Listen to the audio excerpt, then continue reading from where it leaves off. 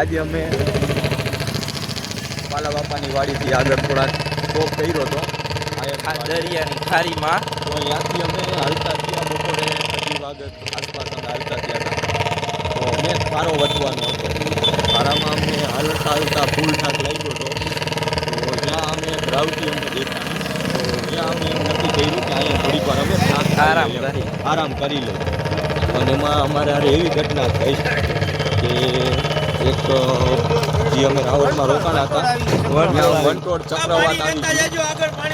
આપણા સેવાવાળા ભાઈઓ તો એ વંટોળના હિસાબે પવન અંદર ભરાણો મંડપમાં, જેના હિસાબે આખા મંડપ પડ્યા. એમાં સદનસીબે કોઈ જાનહાની નથી, પરંતુ એક બેન બચારા હતા જેને પગમાં લાગ્યું, ઠેસ વાગી ગઈ. થોડુંક અંગૂઠામાંથી લોહી જાજા નીકળતા હતા. બેન રાડું પણ વધારે દેતા હતા.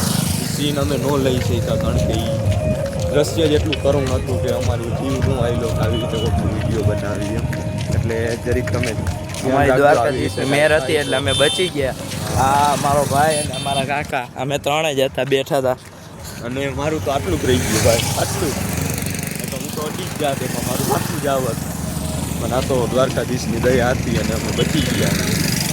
તમે થોડીક સાવચેતી રાખજો, આવી રીતે કાંઈક થાય તો બહુ ભાગાભાગી ન કરતા રહેજો જીવનમાં. હાલો આજના માટે અહીંયા સુધી રાખી.